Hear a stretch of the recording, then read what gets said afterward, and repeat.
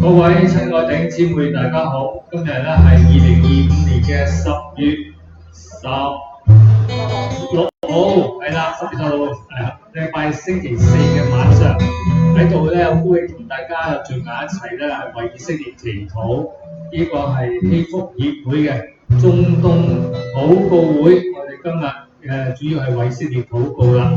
咁啊，歡迎弟兄姊妹嚟到呢個地方。咁的確係久違了。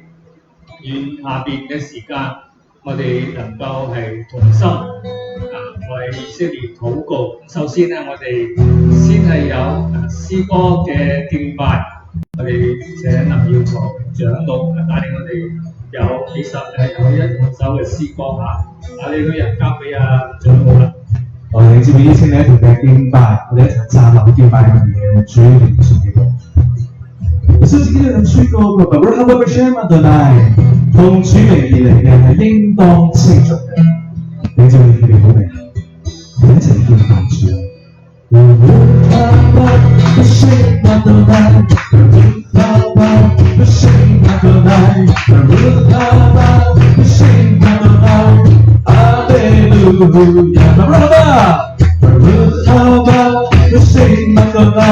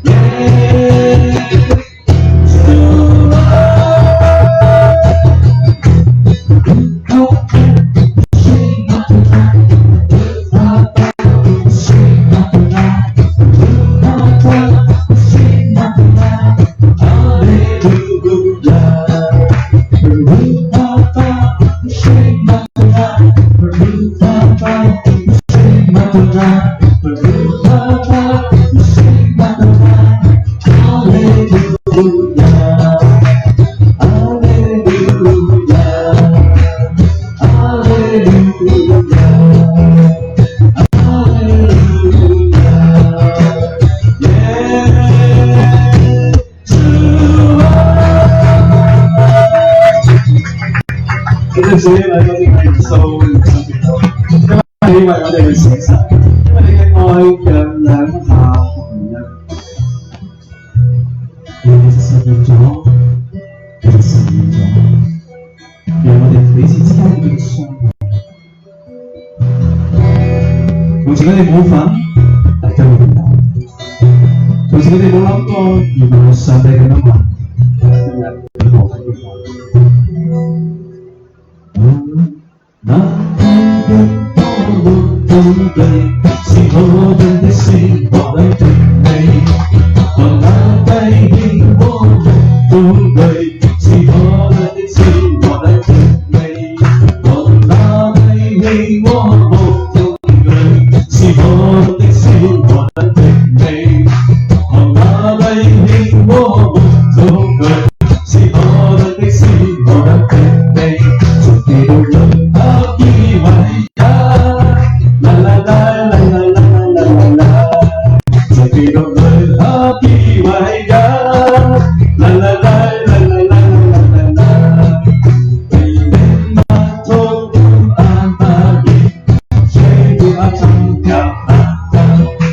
你们马头阿玛尼，谁不阿唱跳阿达？你们马头，你们马头，啦啦啦啦啦啦啦啦啦，你们马头，你们马头。来来来来来来来來，當那低氣我目中對，是可能的是我的美。當那低氣我目中對，是可能的是我的美。來來來來來來來來來，再記落去。來來來來來來來來來來，再記落去。來來來來來來來來來，原來馬頭。來來來來來來來來來來，原來馬頭。來來來來來來來來來來，原來馬頭。來來來來來來來來來來，原來馬頭。來來來來來來來來來，我那低的我恐懼，是可能的是我的美。我那低的我恐懼，是可能的是我的美。你沒辦法阿瑪尼，全部的宣揚阿瑪尼，馬頭阿瑪尼，全部的宣揚阿瑪尼，馬頭。來來來來來來來來來來，馬頭。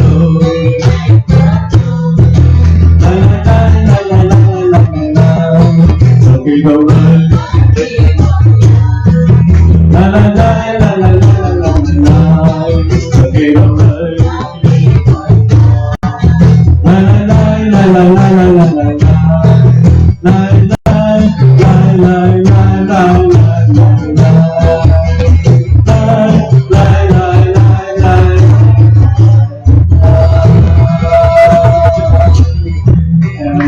最明顯嘅故事，就將我哋咧從我哋咧從死亡嘅裏面拯救出嚟，將我哋咧從此咧喺神嘅國冇揾一個大班人對神嘅國裏嘅耶穌，係讚美你耶穌，多謝耶穌啊！好多謝林耀才長老帶領我哋有咁美好嘅時間一齊咧嚟敬拜神，大家請坐啊！咁呢一個係希福協會嘅中東禱告會，每個月都會有一次。咁特別為以色列祈禱咧，就係一季一次啦。咁本來咧就係上個月9月份嘅。咁由於我哋夫婦咧呢個月喺香港，所以我就將上個月呢個嘅為以色列祈禱咧就調到嚟10月啦。係啦，今日好高興咧見到弟兄姊妹都嚟到呢度參加。咁我哋下一次咧就喺12月㗎啦，不過到時咧就唔係一個地方啦，都係透過臉書嚟錄播嘅。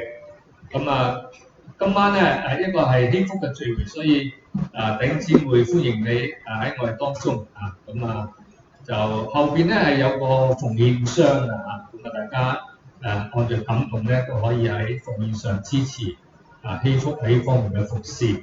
咁同時後面咧都有一個 book table 就本人最近出版一本書叫戰火以色列，大家陣間有興趣都喺後邊咧睇一睇。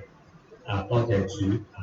咁我介紹喺我旁邊呢一位咧就係我哋國際皇家服侍團嘅總幹事李安慈牧師。弟兄姊妹平安，大家好 ，Shalom。Shalom，我係黃湖光牧師我太太李安慈牧師係我最佳嘅拍檔，係啦，多方面咧支持我嘅服侍多謝主好，鼓掌係。多謝主，榮耀歸俾主。今晚我哋開始為以色列最近發生嘅事嚟禱告。咁啊，大家有留意新聞嘅話咧，都知道打咗2年嘅以哈戰爭咧，就終於停戰啦。咁呢個當然亦都係呢個美國總統特朗普嘅一個功勞啦。咁所以咧，我哋而家就今晚咧就主要係3條新聞嚟，唔係多啊3條啦。咁我哋一齊咧就去透過呢啲新聞，我哋去了解嘅情況。OK， 好啦，第一條咧就係川普即係特朗普啦嚇。咁佢埃及咧就簽署咗呢個加沙嘅和平嘅協議啊。咁咧就佢今次嘅作風咧，同以前好多次都唔同啊。咁就其實呢個特朗普總統已經咧係斡旋咗好多世界上嘅衝突。咁而家咧就係搞掂埋以色列同埋加沙哈馬斯場戰爭啦。咁咧就佢就召集咗世界差唔多有成39個國家咧，就去到埃及喺紅海邊嘅一個地方咧，係叫做沙姆沙伊克咧，係開會嘅。大家見到個現場咧，動咗好多支國旗，亦都有好多呢啲國旗所代表嘅國家嘅元首咧，係出席呢個簽字嘅協議。不過咧，呢個協議咧有兩個主要嘅單位係冇參加嘅，一個係以色列，一個咧就係哈馬斯係冇參加嘅。咁其他咧中東國家、歐洲國家咧，或者亞洲國家咧都有啲領袖係出現嘅。咁咧就講咧就係特朗普總統喺10月13號禮拜1咧就結束咗喺以色列嗰個旋風式嘅訪問啊，咁就飛翻去華盛頓啦嚇。咁喺以色列逗留咗都係1日都唔夠嚇。咁喺以色列國會嗰度演講啦，跟住咧就去埃及咧開呢個會啦，並且簽署咗呢個歷史性嘅和平協議。咁同時咧係俾哈馬斯劫持咗嘅人質咧，亦都咧係喺禮拜1開始咧就被哈馬斯釋放啦。咁有20個咁多㗎。咁佢哋屋企人以至咧係以色列嘅民眾咧都係好開心㗎。咁所以當就嗰啲嘅呢啲人質翻屋企咧，即係大家如果係留意新聞咧，哇！即係個場面咧係非常之感動啊！唔知我太太留意新聞，你嘅感覺又如何咧？係即係家人嘅重逢真係一件好令人感觸同埋感動嘅事。係啊，大家知道咧，過去佢哋即係2年咧係生活喺地道裏邊活動嘅空間有限，咁咧可能即係好長日子都冇見到陽光喺地道生活，梗係唔會大家好似屋企咁方便我成日都覺得佢哋即係食嘅嘢又少又單薄即係好多嘢好唔方便咁樣嘅。咁所以出到嚟咧，第一樣嘢就係要入醫院入醫院接受咧醫生嘅檢查咁咧就呢一個嘅醫院咧就叫索拉斯基嘅醫療中心呢個就係佢哋嘅醫生叫做丹尼爾特羅坎基咁醫生咧就解釋啦，佢話咧係喺接落嚟幾日裏邊咧，呢一班被釋放嘅人質會接受全面嘅醫療同埋情緒嘅評估評估嘅速度同埋方式會根據每個人嘅狀況同埋佢哋嘅願望以及佢屋企人嘅家人陪同之下係進行嘅。所以而家呢幾日佢哋一方面要認識佢哋屋企人，亦都要去監察佢哋每一個病人嘅。呢個醫生就話啦，我哋知道對於兩位歸國嘅呢啲嘅人咧，同埋屋企人嚟講咧，康復嘅路係漫長嘅啊。咁咧就所以佢哋都係以一個好謙卑、關懷同埋體貼嘅態度陪伴佢哋走過每一步嘅，係啦。咁呢啲以色列嘅醫生咧都好高明㗎。我住以色列嗰段時間都試過睇醫生，咁係非常之好嘅嚇，係啦。咁咧就講翻特朗普佢哋開會啊，個地點咧就係喺呢個嘅紅海邊。大家見呢個圖咧，就見到埃及係咪？喺埃及喺西乃半島嘅端端下邊咧，就有一個沿到紅海嘅度假城市叫沙姆沙伊克啊嚇，咁好靚啊，嗰度啲海水好藍咁樣啊，咁就喺嗰度咧特朗普總統就同世界好多嘅領袖咧聚集埋一齊喺嗰度咧就簽署咗呢一份嘅和平協議啦，係啦，咁咧就係啦，咁裏邊除咗埃及除咗有土耳其卡塔爾咁樣啊，咁咧就特朗普喺當中咧就講咗呢段嘅説話，佢話我哋同埋下邊呢啲簽名嘅領袖咧歡迎各方對呢個川普和平協議，即係特朗普啦作出真正歷史性嘅承諾同埋執行。呢個將會結束2年多嚟深刻嘅苦難同埋損失，為該地區開啓充滿希望、安全以及對和平與繁榮嘅共同願景。係啦，李牧師知唔知點解偏偏就係以色列冇份參加，哈馬斯又冇份參加？唔知點解係咪？咁同大家解釋一下。以色列咧總理內塔尼亞胡咧本來就有意思去嘅，咁但係土耳其嘅總統咧話，如果內塔尼亞胡去咧，佢就唔去啦。咁呢個土耳其咧就好憎咧以色列同埋內塔尼亞胡嘅，所以內塔尼亞胡後尾咧就揾一個理由咧就唔去，就因為嗰幾日咧就因為住棚節嘅結束，再加上咧跟住就係嗰個聖會日，再加上尋日咧就係歡慶妥拉日咁咧就喺2年前嘅2023年10月7號嗰次哈馬斯恐襲以色列咧，嗰日喺猶太曆咧就係歡慶妥拉日。咩叫歡慶妥拉日咧？猶太人咧，猶太教佢哋讀呢個妥拉，即係摩西五經，係一年讀晒5卷呢個摩西五經。咁咧就一個開始同埋結束咧，就係用呢一日叫歡慶妥拉日，即係喺日裏邊咧，佢哋讀完《申命記》最後一章最後一節，接住就讀翻《創世記》第一章第一節，咁樣一個輪一個循環嘅咁所以今年咧呢個歡慶妥拉節就係尋日啦。猶太人紀念呢啲大恐襲咧係用猶太曆去紀念嘅，所以尋日咧就剛好係2週年紀念啦，係啦。咁所以內塔尼亞胡就因為呢啲節期嘅緣故咧，佢就有個理由佢唔要出國留翻喺以色列啦，係啦。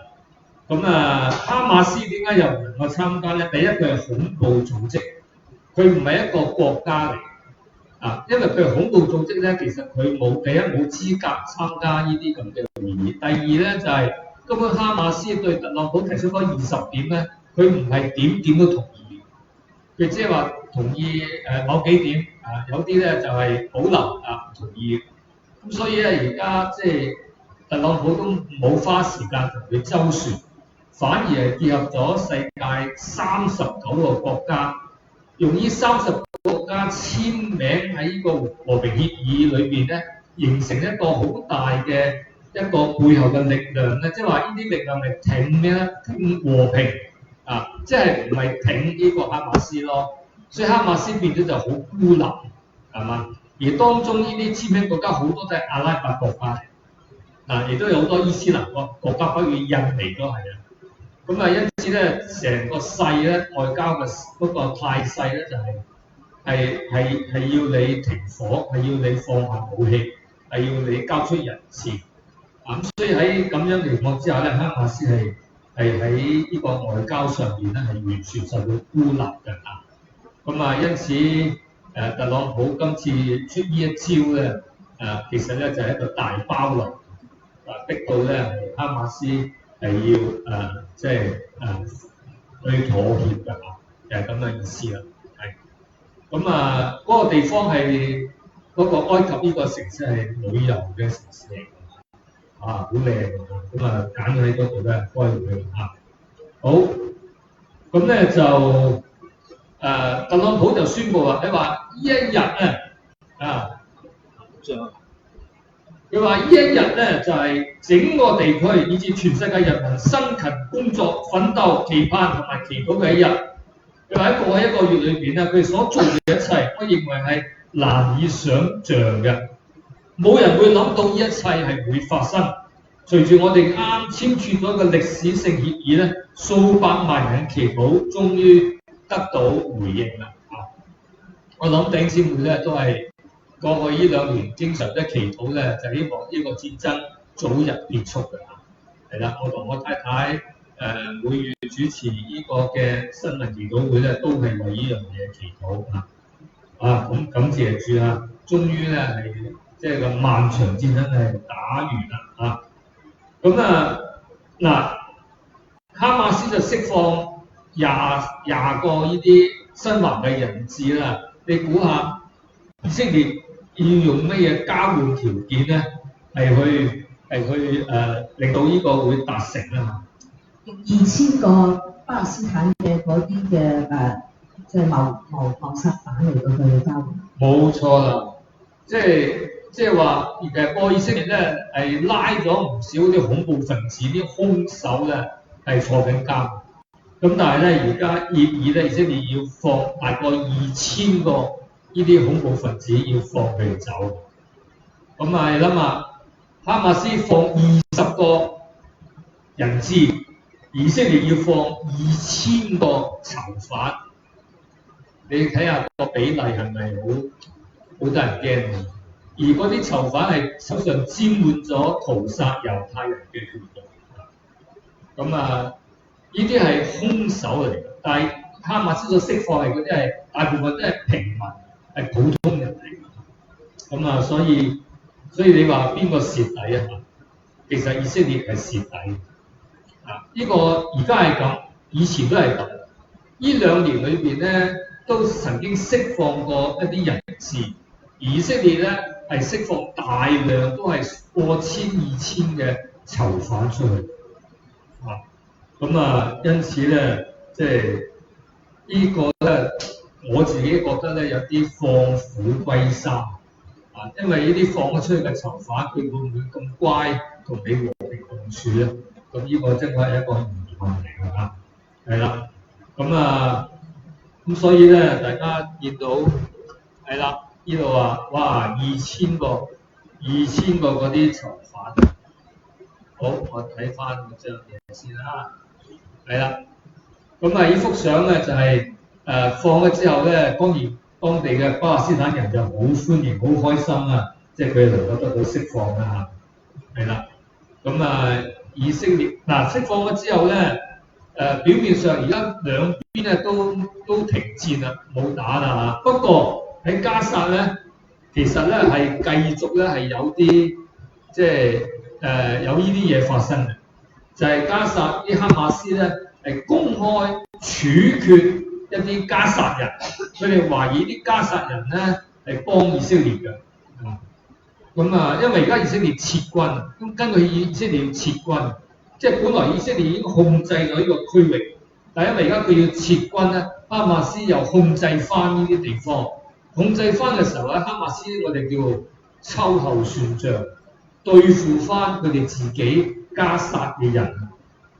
以前咧呢個加薩都試過出嚟示威反對哈馬斯嘅統治或者係有啲可能係幫過以色列咁而家哈馬斯咧就去即係去處決佢哋，公開嘅處決佢哋係啦，所以都好得人驚除咗哈馬斯除咗釋放嗰20個在生嘅人質之外咧，亦都要釋放一啲死咗嘅人嘅屍體啊。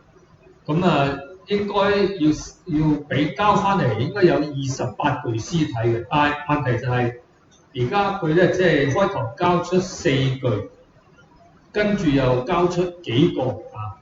我啱睇新聞咧，其中有一個交咗屍體根本就唔係人質嚟，都唔知咩屍體嚟。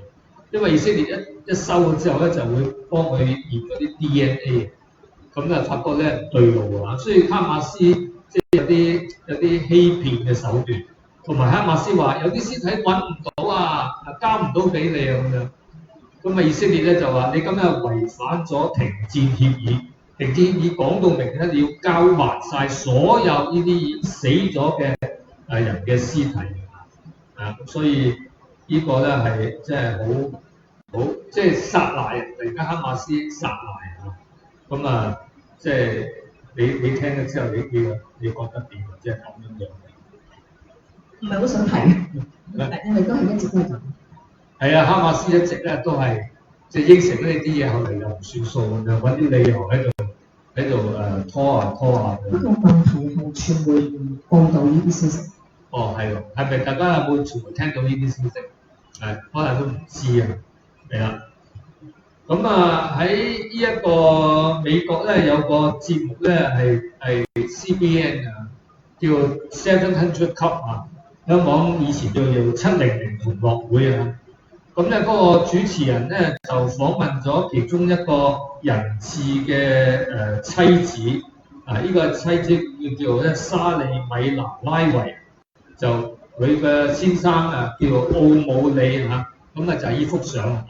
呢幅相大家見到咧係即係呢個中間嗰個男人咧就係被俘虜嘅，佢太太接受CBN 嘅訪問，咁咧就問佢即係你先生係咪會好快翻嚟屋企啊？佢話即係呢個訪問係喺即係放人質之前㗎。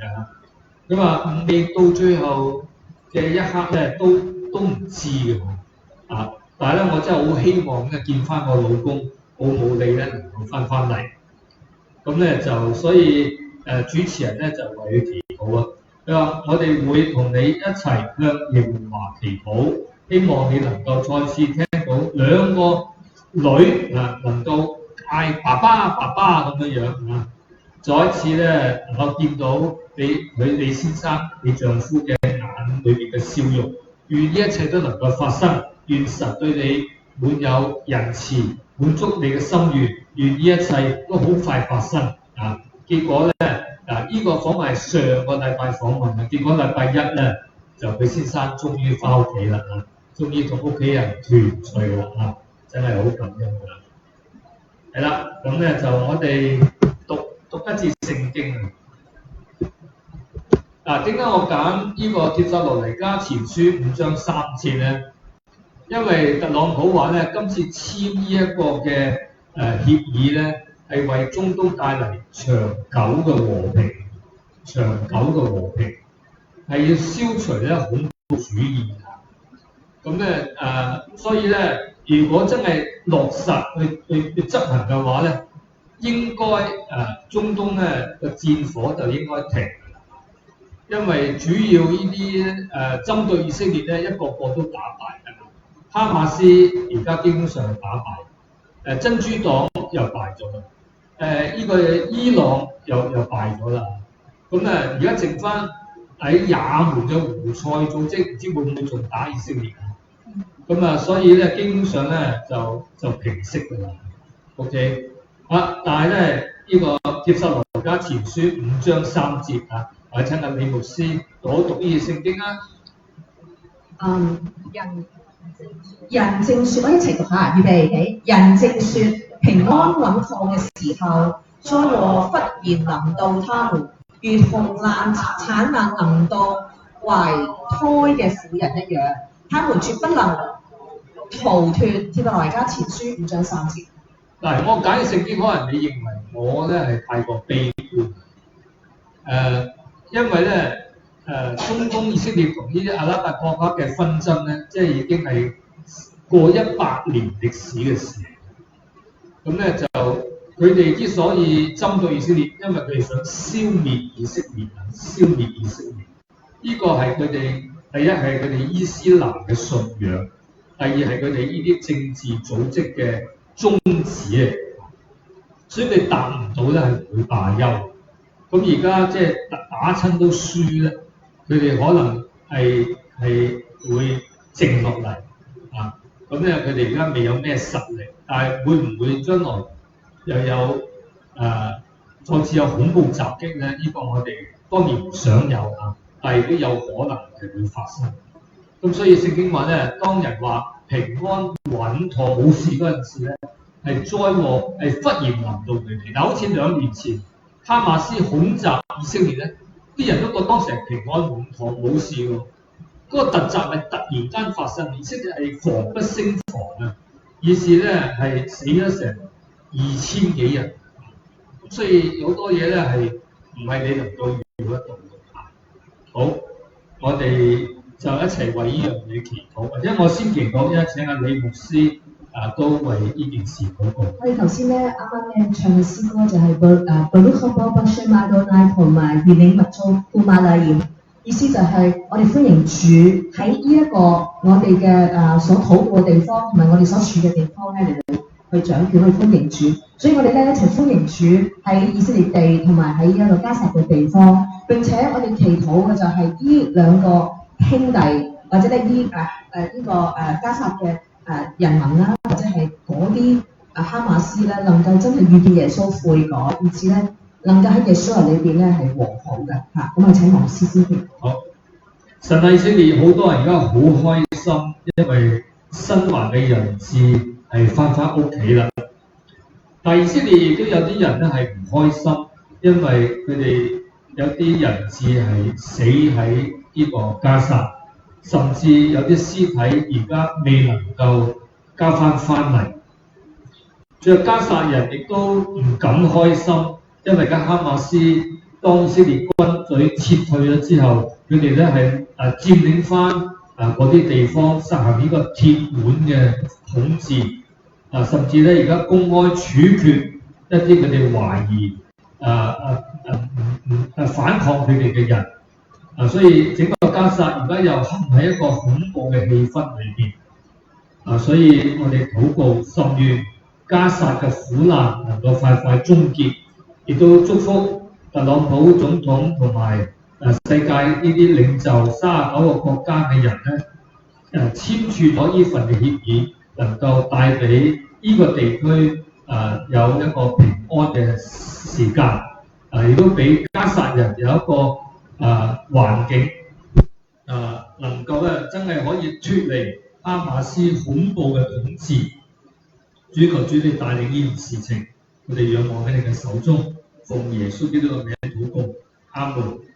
所以天父，我哋咧嚟到你面前，我哋讚美你，你係和平嘅君王，你係再來嘅君王。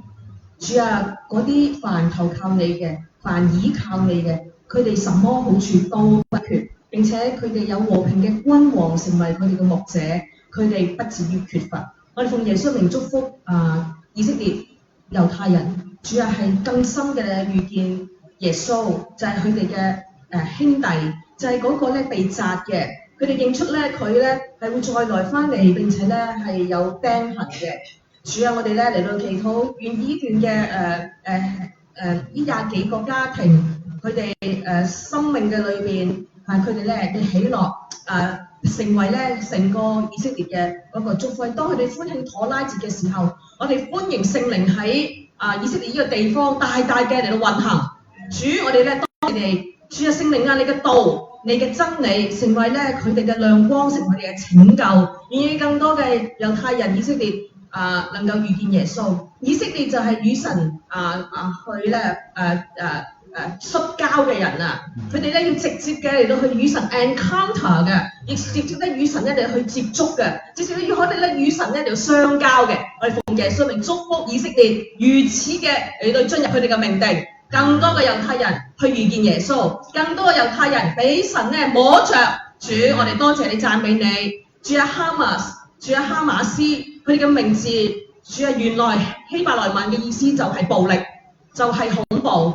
主啊，我哋咧嚟到去宣告，主啊，你喺當中，你已經拯救咗哈馬斯嘅兒子，佢不斷咧嚟到喺網上面咧嚟到去同咧以色列咧講好説話，因為佢哋知道佢嘅背景，佢嘅爸爸同埋咧佢嘅同僚過往係嗰個心態，同埋咧佢哋嘅信仰係乜嘢，所以主啊，我哋咧奉耶穌名宣告，更多哈馬斯之子被興起，更多嘅哈馬斯咧嚟到遇見耶穌，更多哈馬斯咧係不怕死。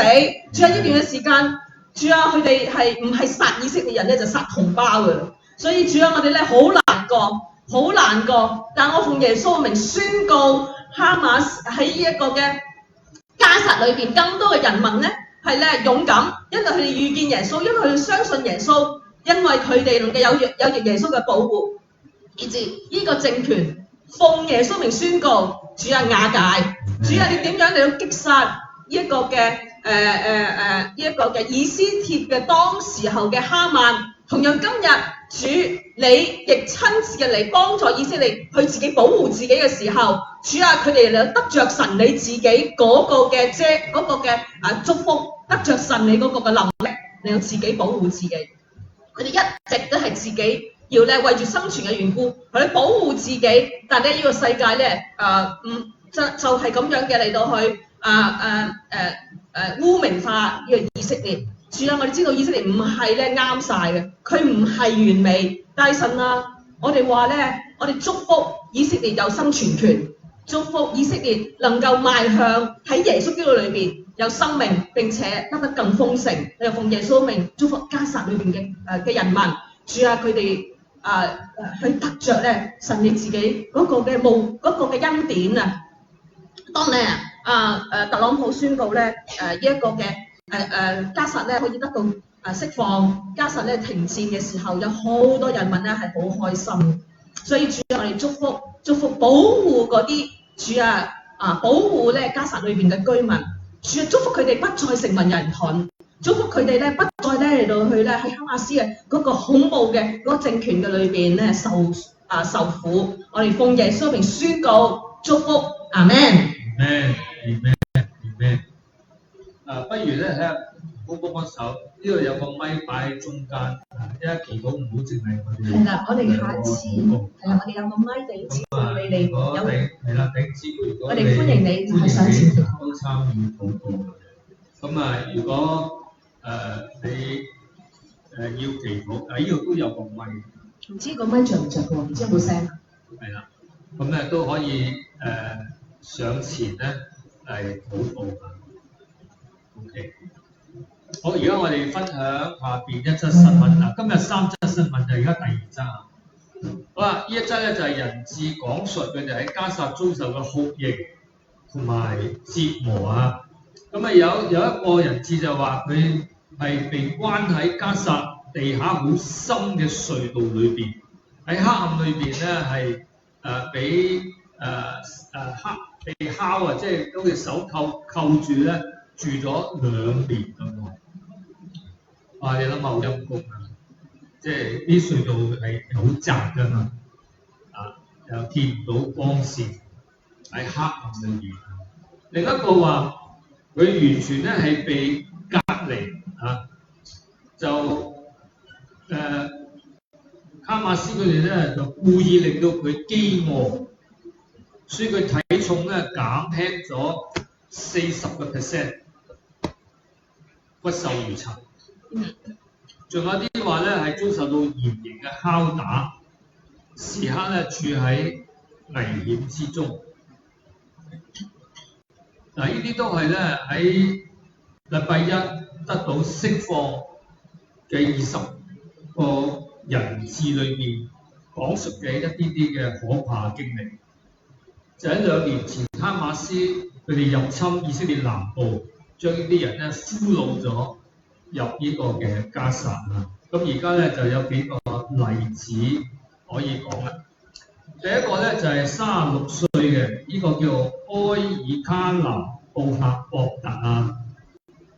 大家知道當時入侵嘅時候咧，喺以色列近加薩嘅沙漠上邊咧有一個音樂會㗎嚇，音樂會嘅叫超新星嘅 Supernova 一個 concert 㗎。咁咧呢個人就係一個組織者之一啊。咁而家佢同佢太太叫做尼芙卡啊 Rivka， 同埋有個仔係5歲嘅啊，咁啊可以團聚啦。佢話咧佢係被關鎖喺一個好深嘅隧道裏邊，有2年咁耐。佢已經唔知道啲時間，唔知道個空間，係嘛？即係你都喺個而家我哋睇日曆啊，睇下手錶，你就知道時間。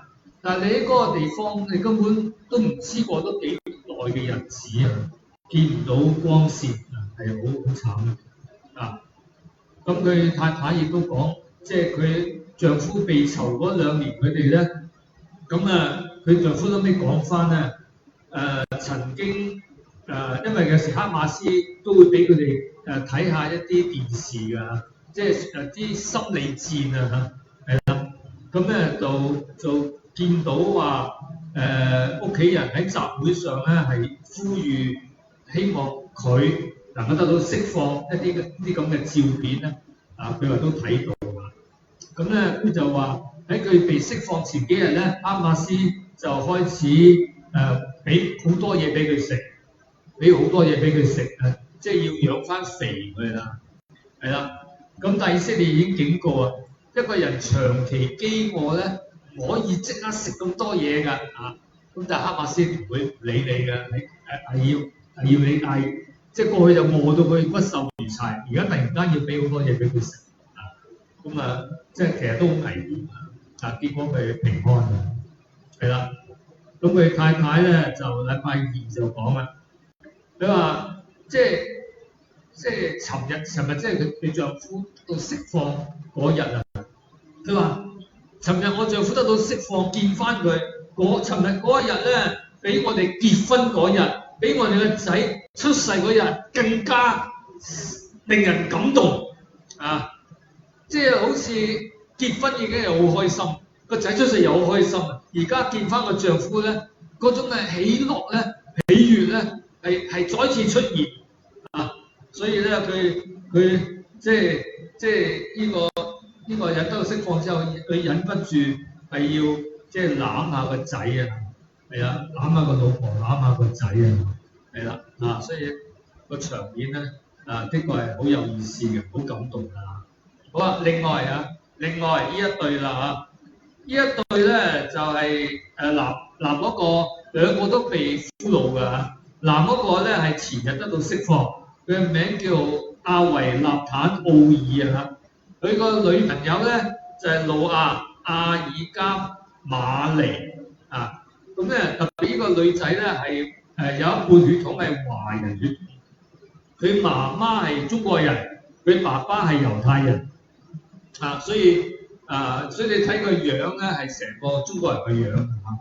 咁佢而家隔離一個係佢男朋友，佢兩個未結婚嘅，咁咧佢哋都係參加嗰個音樂會。同時喺嗰度咧，俾哈馬斯捉咗佢啊！咁咧就咁分開被囚禁嘅。咁但係呢個女仔咧就喺2024年6月7號咧，就俾以色列營救咗救翻嘅啊！喺點樣救翻咧？原來呢個女仔係被囚禁喺一個加薩平民嘅屋企，即係話唔係恐怖分子扣留住佢，係平民咧，可能受恐怖分子嘅委託咧，係囚禁住佢。咁所以喺加薩裏邊咧，你都唔知道邊個係真係恐怖分子，恐怖分子又係平民，平民又係恐怖分子啊！所以嗰啲平民係有份咧，係參與嗰啲嘅綁架擄掠咁當時以色列軍係救咗3個人質，其中呢個就係呢個女仔啦。咁咧就而家呢個男仔奧爾咧係體重減輕咗30%至40%，瘦咗好多係啦。好啦，咁下一個咯下一個咧就係22歲嘅，呢個係兵嚟嘅，以色列軍人嚟嘅嚇。佢咧個名叫馬坦安格雷斯特。咁咧佢係喺揸坦克嘅。咁啊，但係當時咧，即係嗰啲哈馬斯就喺坦克車將佢拉上嚟咧，就捉咗佢，係啦。咁咧就佢喺關鎖喺隧道裏邊黑暗之中有4個月咁耐啊。咁佢媽媽就話：呢個仔當初被囚禁嘅時候咧，係遭受極之嚴重嘅酷刑啊！特別咧佢係軍人咧，哈馬斯更加對嗰啲兵咧、啲以色列軍咧，更加係好殘酷㗎嚇。佢咧係被打到暈咗啊，然後揾個黑色嘅麻袋咧，將佢笠住咧，係將佢拖走啊。所以咧係軍人咧，一旦被俘虜咧，就好慘好慘。好啦，下一個咧係24歲啊，呢個叫做蓋伊基利波達拉爾啊嚇。咁咧就佢同時有另一個人質咧，呢兩個人都係獲得釋放之後重逢啊！呢個就係24歲嘅人質埃維亞塔大衛嗱，大家睇呢個照片咧，隔離好瘦嗰個照片就係先一排哈馬斯係將幫佢有個錄影咧 video 咧係釋放出嚟，佢咧係為自己掘一個墳墓啊，準備自己死喺當中就埋葬喺嗰度啊！咁感謝主啊，佢冇死到啊，而家得到釋放啊！而家釋放你見佢啲肉啊多啲啊，即係真係哈馬斯臨釋放之前咧就俾嘢你食啊，整你唔使咁肉酸啊，係啦，咁要將佢養肥翻啊，咁咧就所以佢哋咧其實都遭受咗好多嘅折磨啊，係啦，咁所以而家即係兩個都得到釋放啊，係啦，感謝主啊！好，仲有咧就係一個28歲雙胞胎啊，兩兄弟啊，同一樣樣嘅，一個叫加利，一個叫做齊夫啊，佢兩都係姓伯爾曼嘅嚇，咁咧就佢哋喺基布茲嗰度咧係被捉嘅，被綁架嘅，咁咧就喺加薩咧就兩兄弟就被分開，單獨嘅嚟關押住，完全同外界咧係隔絕嘅啊，咁但係佢哋都話咧。都聽到，即係雖然被關啊，但係都聽到外邊咧以色列兵嘅聲音，即係話以色列兵曾經可能好接近佢哋，不過以色列兵唔知佢哋喺附近啊嘛，所以佢都聽到外邊以色列兵咧係講嘢或者打仗嗰啲情況啊。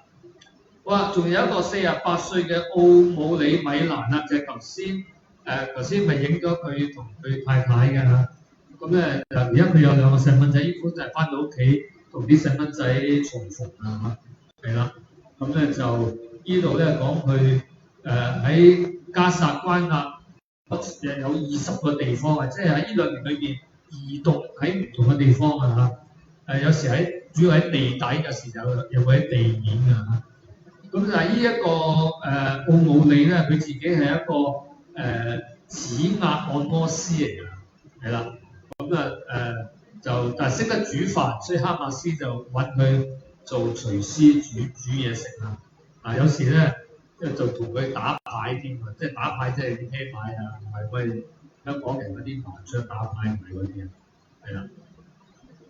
好咁仲有一個咧就係25歲嘅人質叫做埃坦莫爾啊，咁佢喺音樂節上邊咧被綁架啊！咁由於佢屋企人咧冇喺，你知道以色列咧好多公開示威啊，要求哈馬斯放人，要求以色列咧係妥協啊嘛。咁呢一個人嘅父母咧，佢冇公開咧要求要放佢個仔啊。咁因為大家要知道咧，以色列嗰啲示威咧，主要唔係向哈馬斯施壓，而係向以色列政府施壓。因為以色列政府內塔尼亞胡咧係堅決咧係要打落去咧係挫敗哈馬斯嘅，但係好多國內左派嘅人咧，其實要求政府妥協嘅。最緊要咧俾人質翻屋企，所以你應該應承哈馬斯嘅條件係嘛？就收手唔好打啦，釋放啲囚犯啦，以至咧啲人質可以平安翻屋企。所以喺台灣維夫啊〜喺好多地方啲人俾人大示威咧，呢啲示威係向自己嘅政府施加壓力，而唔係向哈馬斯施加壓力嘅。咁所以呢一對父母咧就覺得咁樣做係唔啱，所以佢冇出嚟示威，亦都冇話公開咧係要釋放佢嘅仔啊。就因為咁樣嘅緣故咧，哈馬斯咧就優先咧係釋放呢個人。係啦，好，咁咧就下邊咧我哋讀一節經文啦亦都請下李牧師呢個兩節係耶利米書31章16到17啊，係啦，就呢度咧你得會知。好，我哋弟兄姊妹一齊讀嚇耶利米書第31章16至17節，預備起。耶和華如此說：你禁止聲音，不要哀哭；禁止眼目，不要流淚，因你所做之功必有賞賜，他們必從敵國歸回。這是耶和華說的。耶和華說：你末後必有指望，你嘅兒女必回到自己嘅境界。明白，我哋用呢個聖經嚟祝福呢啲人士啊！聖經話咧，你末後必有指望，你嘅兒女必回到自己嘅境界。所以而家佢哋從敵人當中咧係得以自由翻嚟啦。當然佢哋要得着醫治，需要一段漫長嘅時間。唔單止身體要治療，仲有咧係心靈啊，因為佢會喺恐懼裏邊，特別嗰啲受到酷刑摧殘嘅人士咧，係嗰種嘅心裏邊嗰種陰霾、嗰種陰影係好犀利。所以我哋要為佢哋祈禱呢兩年真係營養不良，所以求主真係幫助佢哋能夠恢復過嚟。以後佢哋點樣生活咧？我哋求主真係要賜福恩待引導佢哋啊！咁同樣我祈禱李牧師祈禱，如果弟兄姊妹都可以上前呢個咪嗰度咧，帶住我哋為呢啲受到虐待、受到摧殘，而家可以活著翻嚟嘅人士，同埋你屋企人祈禱啊！好，神生還嘅人質得到釋放之後，佢陸續講出哈馬斯係點樣虐待佢哋。主要真係非常之殘忍。像以前咧，有啲女仔講翻嘅時候都話係被強姦，即係而家好多呢啲都係流息。特別咧為嗰啲當軍嘅禱告，由於佢哋係軍人，佢哋受到嗰個虐待更加係犀利嘅。所以我求你唔單止恢復佢哋嘅健康，亦都醫治佢哋嘅心靈。醫治佢哋嘅心靈，主啊，攞走佢哋一切嘅陰影，一切嘅懼怕。求你施恩俾呢一班得到自由嘅人士，亦都幫助你屋企人期盼已久。如今佢哋同屋企人團聚係有莫大嘅喜樂，但我哋都紀念到有啲人質死咗翻唔到嚟。主啊，呢啲受傷嘅家庭係好慘，因為連屍體而家都見唔翻，更加佢哋嘅心係沉重。所以我哋嘅禱告唔係淨係掛住嗰啲翻嚟嘅人士嘅屋企人，仲有一啲翻唔到嚟，佢哋屋企人一定係好難過。神啊，求你同樣眷顧佢哋，安慰佢哋。我哋咁樣祈禱奉耶穌基督嘅名，阿門。真係主，我哋多謝你，你話過。以色列喺末後必有指望，主啊，以色列嘅兒女必回到自己嘅境界。主啊，我哋祝福宣告以色列嘅兒女要回到天父嘅懷抱嘅裏邊。主啊，特別係有好多嘅人子咧係已經死咗喺哈馬斯嘅手裏邊，求主安慰喺當中嘅家人，又願意我相信呢一班仍然生還嘅。主啊，就係咧，你應許過話會翻到自己境界嘅人。主啊，我哋嚟到去宣告祝福，佢哋一定係唔係偶然嘅能夠得着呢份嘅恩典。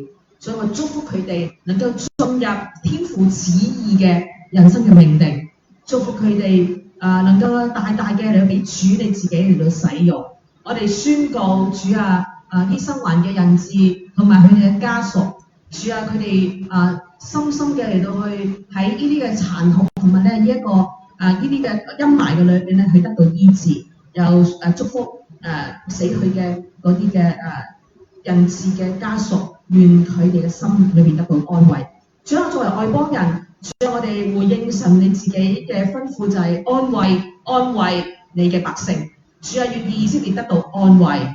主啊，願意以色列去得到蒙恩，得到拯救。主啊，我哋願意更多安慰嘅團隊，治療嘅團隊，興起，願意咧佢哋嚟到經歷耶穌嘅愛，感謝耶穌，奉耶穌呢個名，阿們。我歡迎弟兄姊妹，如果你有禱告嘅説話，可以上前咪度祈禱。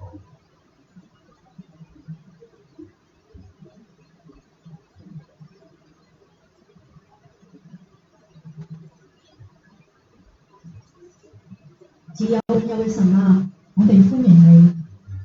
你不單止係摩西嘅神，你係以色列嘅神。我哋要宣佈咧撒迦利亞書第2章，耶和華說：我要作耶路撒冷四圍的火城，阿們，並要作其中的榮耀。阿們。神啊，願你差派天軍天使，帶領一條準繩去保護你所愛耶路撒冷嘅子民，你所揀選嘅以色列民。我哋聽到呢啲消息，神啊，我哋感到猶大長兄佢哋嘅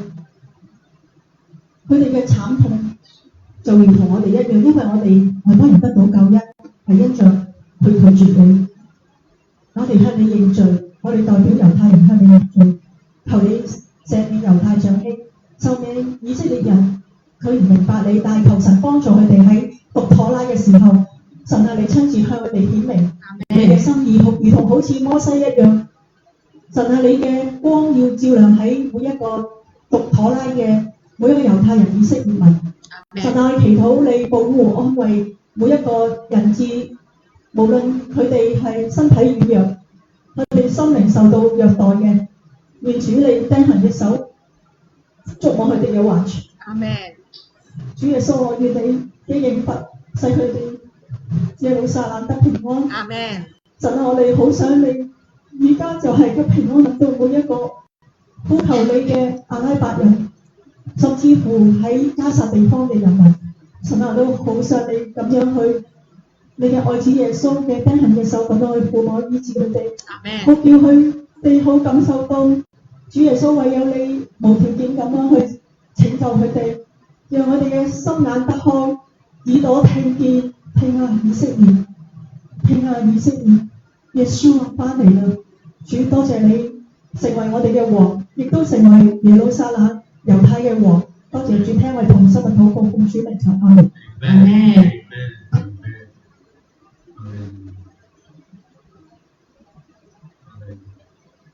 好，接落嚟我哋有第3則新聞。頭先我想到嗰啲活生生嘅人質翻嚟，講述佢哋點樣被虐待，令我諗起有啲死咗喺加薩地道嗰啲人質翻唔到嚟嗰啲，佢哋死咗就可能真係被虐待到死，或者餓死咯。所以係真係好陰功。好，第3條係啦，都係講翻特朗普啊，川普總統啊。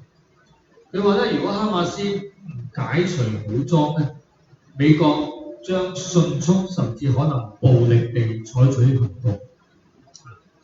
因為川普嗰個20條嘅和平嘅嗰個協議咧，內容就係要哈馬斯解除武裝。咁睇嚟哈馬斯就唔肯啊，咁啊，所以如果特朗普話你唔解除，我就幫你解除啊，所以睇下後續件事係點樣，係啦。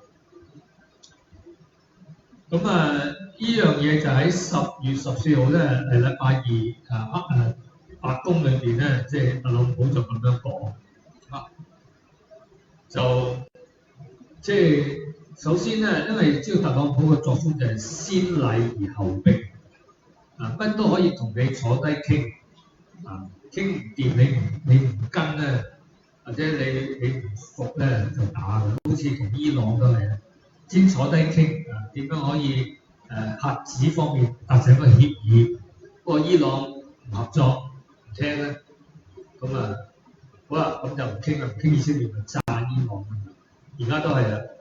而家先禮而後兵，而家叫你放低武器，咁你最好乖乖地放低武器，解除武裝。如果你唔肯嘅話，下一步透過嗰啲阿拉伯國家嘅領導人咧去調停，透過佢哋勸你放低武器。如果你聽話咪 OK 啦，如果你唔聽咧，美國就喐手㗎啦，係啦。咁所以咧係其實特朗普當初收到個訊息咧，就係佢哋係願意解除武裝，即係佢應承咗，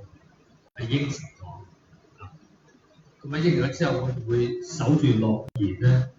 咁特朗普嗰時有兩個特使，一個叫做威特科夫一個叫做就係佢個女婿庫扎納。咁參與呢一個斡旋咁佢哋收到個訊息咧，就係哈馬斯係願意係放低武器當時係要同哈馬斯個代表個哈利納哈亞開會講，所以係呢個哈馬斯一個高級嘅人咧嚟應承咧係放低武器。咁而家就睇下佢係咪真係照住佢嘅承諾咧？係咁樣做，而家嘅情況就係見佢即刻去一方面就唔肯交還嗰啲死屍出嚟，咁呢個已經違背咗嗰個協議，協議你講到明要交還出嚟噶嘛，而家就交一啲又唔交一啲係啦，初咧就係交咗應承，初4個屍體經過紅十字會就交出嚟。加下就話，有啲屍體我哋都唔知喺邊度冇辦法好啦，仲咧而家公開處決一啲同以色列合作嘅人，咁樣做釋放個訊息就係、其實係藐視特朗普總統呢個和平嘅協議，因為特朗普佢哋放低武器，第一佢哋攞起武器咧去槍決。裏邊一啲同佢即係服佢嘅人，同埋一啲佢哋懷疑同以色列合作嘅人，公開槍決，唔係暗底拿，唔係私下槍決，係公開喺大庭廣眾之下槍決所以好似擺一個姿勢，就好似咧係諷刺美國，諷刺特朗普總統。你叫我哋放低武器咩？我梗係唔會放低啦我而家我做俾你睇，我開槍行刑但係佢答應咗咯喎。答應咗，係啦，所以就冇答應。所以而家咧就有好牙煙所以究竟會唔會佢又唔肯放低武器，會唔會過兩個禮拜又打過都唔知係啦。好，我哋讀一節聖經啦，喺帖撒羅尼迦前書5章9節一齊讀。好，一齊讀，預備起。因為神不是預定我們受刑，乃是預定我們藉着我們主耶穌基督得救。帖撒羅尼迦前書第5章9節。呢個就係先禮而後兵按照神嘅公義咧，人犯罪一定要受罰嘅，但係神咧係事先俾個機會你，要你得救，你得救你就唔需要受罰啦。但係如果你唔要信耶穌，唔要得救，咁你就要受刑罰。所以而家特朗普嘅做法都一樣，即係而家同你談判，俾個機會你放你一馬，放生你，只要你肯釋放人質，釋放交還啲死屍，放低武器，放棄喺加薩嘅統治權，你就可以平平安安可以走啦。但係如果你喺度狡猾，係嘛？人質冇錯，釋放晒啦，但係屍體你交一啲又唔交一啲，係嘛？你咧又唔肯放低武器，叫你放棄喺加薩嘅統治，你又唔肯，反而而家你要當以色列軍隊撤退嘅時候咧，你就馬上填補嗰個真空，即刻咧控制翻嗰個區域，同埋控制翻加薩人民。咁樣咧，而家勸你唔好咁樣，睇你聽唔聽話。如果你唔聽話咧，可能又會開打。所以我哋就要留意未來呢幾個禮拜呢方面嗰個發展係點樣啦。好啦，照樣我哋就為呢樣嘢祈禱啦嚇。其實特朗普講呢個説話係警告嘅，你最好就係照住你嘅承諾去做。如果唔係咧，就美國喐手，但係美國喐手好過以色列喐手。OK， 咁所以咧係要求主即係憐憫啦。我祈禱請阿李牧師要頂尖，佢都祈禱啦。神啊，哈馬斯並冇照住承諾交還所有嘅人質屍體，佢又話揾唔到嗰啲屍體。但係而家佢又唔願意解除武裝，反而喺內部喺度行刑。殺死一啲反對佢哋嗰啲嘅當地嘅加薩人，同埋咧擴大佢哋當以軍撤出之後，佢喺度控制翻嗰啲嘅區域。仲有我哋見到加薩嘅前景仍然有呢啲不明朗嘅因素，所以我哋唔知道加薩人幾時真正可以過翻平安嘅生活。主啊！問題嘅焦點始終都係呢啲恐怖分子，所以我哋求主憐憫加薩人，亦都好希望美國政府特別特朗普佢呢方面當機立斷，能夠有效處理而家呢啲佢哋不守承諾嘅事情，求主幫助佢能夠曉得點樣果斷地去處理解決呢個問題。願咧加薩人早日過翻啲安寧嘅日子，亦都幫助佢哋能夠重建過一啲正常嘅生活。主願平安臨到加薩，亦都臨到以色列。聽我哋祈禱，奉耶穌基督嘅名，阿門。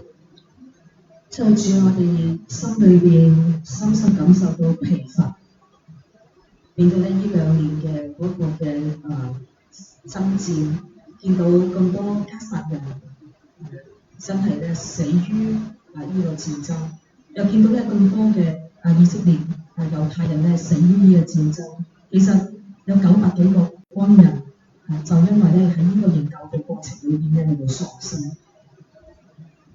神啊，你不願一人沉淪，乃願人人都悔改。主啊，我哋心裏邊好痛，我相信你嘅心更加痛。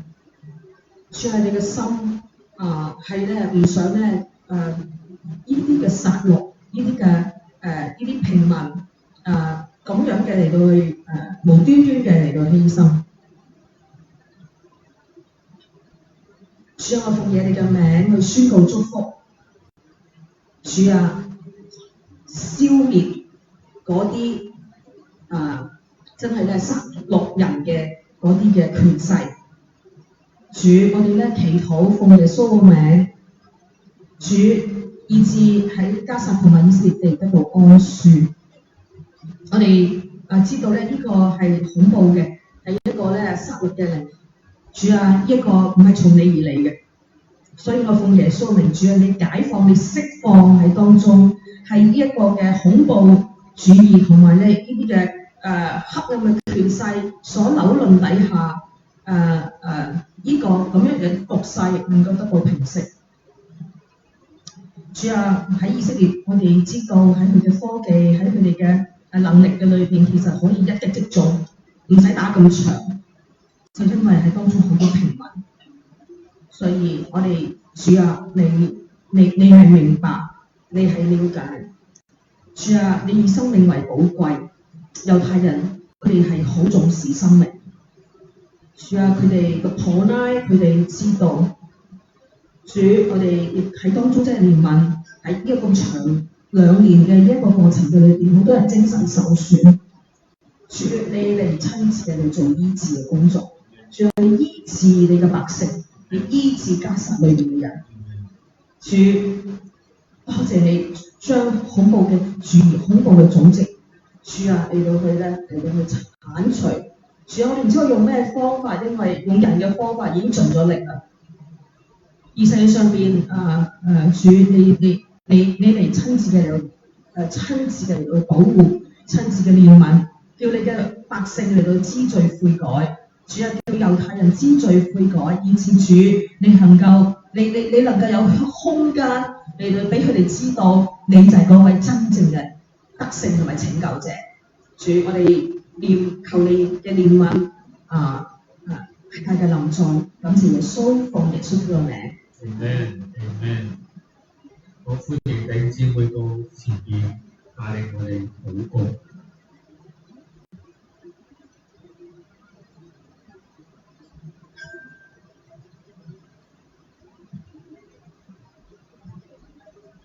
主啊，我哋呼求你去憐憫喺加沙裏邊有啲平民，真係睇唔過眼嘅。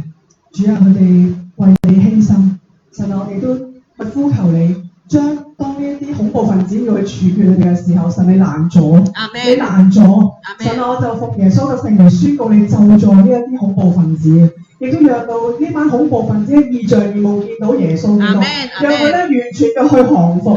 耶穌寶血塗抹洗淨呢一個地土每一個罪。神，我要讚美你，多謝你，願你亦都向所有嘅猶太人、以色列嘅長兄去顯現，因為你就係以撒嘅神、雅各嘅神、亞伯拉罕嘅神。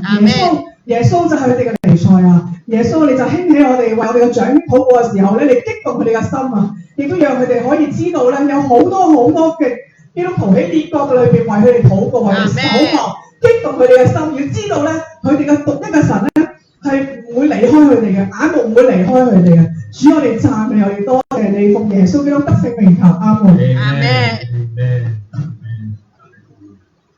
你請多一個弟兄姊妹，咁我哋就今日嘅禱告會咧就完啦。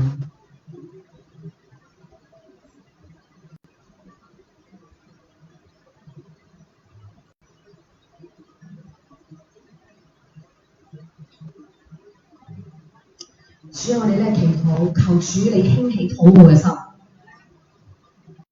主啊，你知道我哋嘅疲乏，你知道咧代禱者嘅疲乏。但係神啊，我哋多謝你，你係嗰位即係叫我哋擁有呢個從主而嚟嘅嗰個領袖同埋力量嘅主。我哋奉耶穌名祝福喺以色列喺代禱城牆嘅裏邊嘅所有教會同埋所有嘅弟兄姊妹。主啊，我哋多謝你喺咁多年嘅裏邊。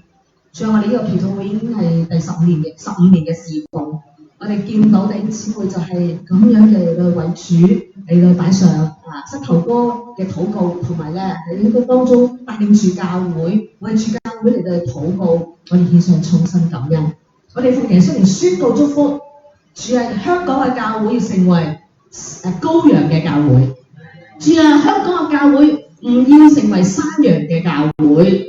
主啊，香港嘅教會要愛以色列，愛主你嘅選民百姓。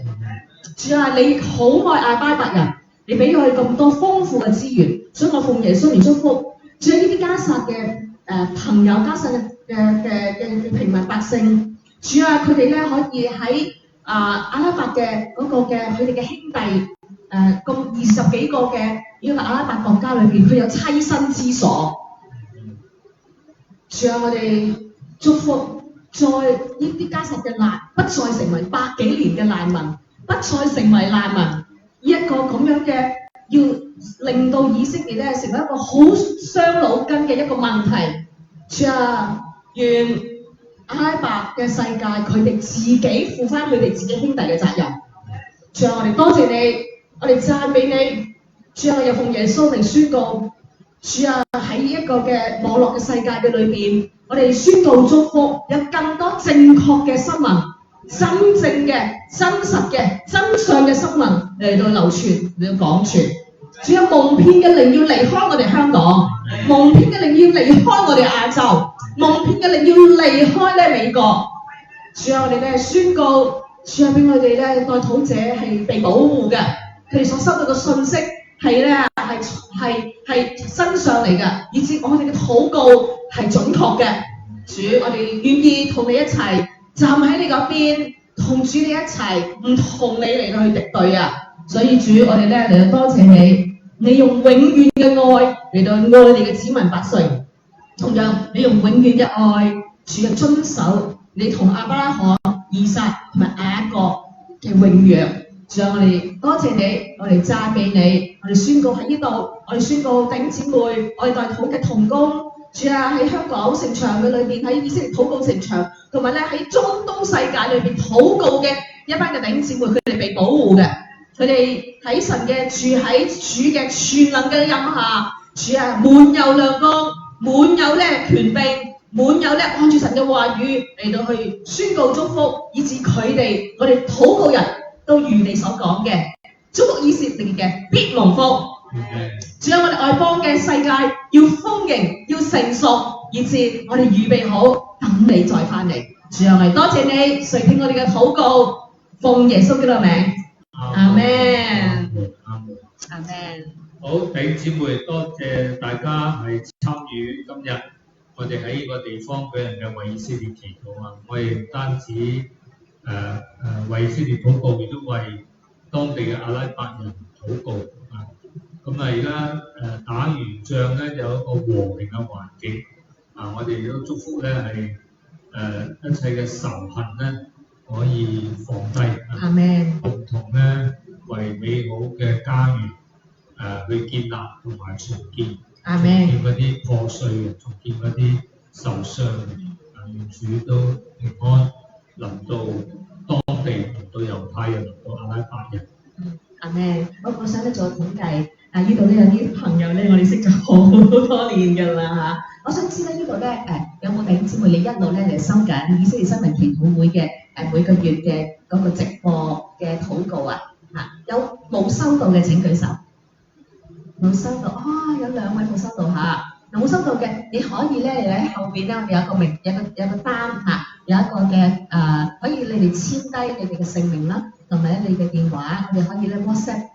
我哋每個月嘅嗰個以色列新聞祈禱嘅嗰個內容俾你，以至你哋能夠可以按住一個正確嘅嗰個嘅新聞咧嚟到祈禱，好唔好啊？OK， 好，咁咧就多謝玉珍老師，咁咧玉珍老師咧係我嘅以前嘅同事，一直咧係好支持好中意學玉珍老師係好禱告嘅人嚟㗎嚇。咁咧，所以咧我今次咧見到佢好忙嘅，竟然咧坐喺度咁耐一齊嚟祈禱，所以兩三個人呢度唔止兩三人啦，禱告裏邊咧大有果效嘅。我哋奉耶穌名宣告咧喺希福嘅裏邊嘅百福會有更多嘅代禱者被主嚟到去興起，越嚟越禱告越蒙福嚇。我哋當中咧多謝咧同工喺當中嘅服侍啦嚇，好多謝你啊嚇。咁我每個月咧做嘅內容咧，原來呢啲就係呢啲同工嚟到去幫手㗎啦，好多謝你哋嚇。咁就好，請大家咧留低你哋嘅個人嘅資料咧，以至我哋繼續聯繫啦。咁同埋咧後邊咧有戰火以色列呢本書㗎，咁我哋歡迎你喺後邊可以購買。咁咧就係啦，黃先生介紹下。都多謝我哋嘅義工幫忙咧，係負責呢個book table。咁呢本書咧係戰火以色列主題就係講到以色列打仗啊。咁佢從立國第一日咧，就到而家都不斷咁打仗。呢啲仗咧唔係佢中意打，係人哋打佢佢都係自衛而咧被逼咧係要打呢啲仗。咁咧就所以成本書其實就係以色列嘅近代史咁咧喺中文呢方面嘅書，的確係好少英文就多咁特別我哋基督徒咧，對於以色列咧，即係睇過聖經認識古代嘅歷史，但係現代以色列咧，就我哋一般都唔係好了解嘅教會主學亦都唔會教，神學院又好就唔會有呢啲一科但係感謝主，有啲機構都陸續開呢啲科我都有份去教，感謝耶穌咁咧就裏邊講到最近呢個以哈戰爭，講到最近咧就係以色列同伊朗打仗都有裏邊都有提到啦，講到美國 B2轟炸機啱啱收筆炸伊朗嘅核設施嗰度一炸完咧，我寫埋嗰度我就收筆，我哋去印啊。咁啊，麻煩同工你去攞啲書出嚟啦，係啦，咁咪就OK 好。好，今日多謝我哋而即係咁多，即係我哋其實咧呢段時間咧有好多嘅聚會，好多謝咧呢啲親愛嘅弟兄姊妹一路咁有好好嘅設計師咧幫我哋咧嚟到去表述咧呢個書啦咁樣，所以咧好多謝神咧嚟到去建立呢個團隊，我哋都服侍佢。係都為我哋祈禱啦，以色列打完仗咧，我哋就諗住出年安排有旅行團可以再去出發以色列。安慰主嘅百姓。好啦，咁今日我哋呢個直播咧就到呢一度為止啦嚇。好啦，拜拜啦，喺網上嘅裏邊嘅弟兄姊妹。好，拜拜。